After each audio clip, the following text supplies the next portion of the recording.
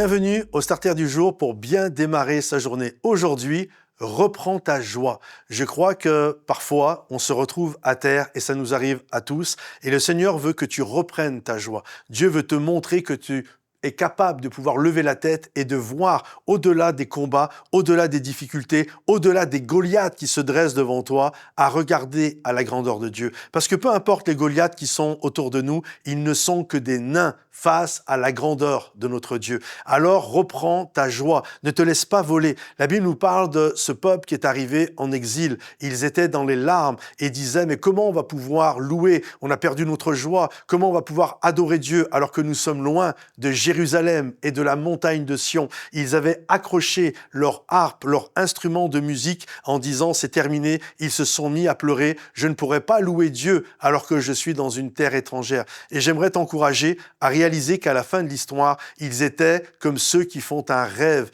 et leur bouche s'emplit de joie et de rire. Je crois que quels que soient les combats que nous vivons, Dieu désire que nous puissions reprendre notre joie. Je crois vraiment, j'écris des livres qui s'appellent « Le meilleur est devant vous, saisis la vie » parce que je suis animé, c'est dans mon caractère, on a tous des dons et des qualités différentes. Et un jour, j'ai fait un test et la première qualité, c'était, ça montre un peu tes 5 plus grandes qualités, le Gallup, je ne sais pas si vous connaissez ça. Et ma plus grande qualité, et ça m'a fait rire quand j'ai découvert ça, et tous ceux qui me connaissent se sont mis à rire, ma première qualité, c'est que je suis quelqu'un d'optimiste. Et j'arrive toujours à voir, même quand c'est compliqué, j'arrive toujours à voir ce qu'il y a de beau, même dans les choses compliquées.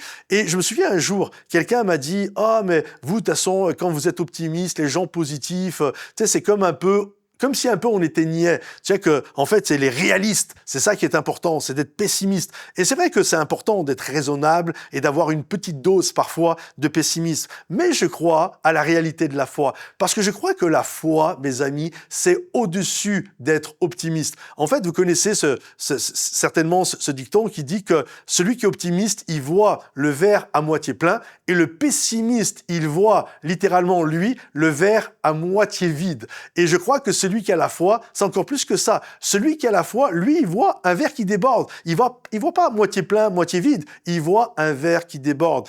Parce que c'est ça la foi. Nous appelons à l'existence, littéralement, ce qui n'existe pas encore. L'œil n'a pas vu, l'oreille n'a pas entendu ce que Dieu est capable de faire. Alors reprends ta joie parce que ton Dieu n'est pas mort. Il est ressuscité. Lorsque j'étais pasteur de jeunesse, il y avait un jeune, il avait un t-shirt et dessus c'est écrit « Si ton Dieu est mort, essaye le mien, il est ressuscité. » Oui, ton Dieu est ressuscité. Reprends ta joie parce qu'il va faire pour toi de grandes choses. Que Dieu te bénisse, que Dieu t'encourage. Si ce message t'a béni, pense à le liker, le partager, le commenter.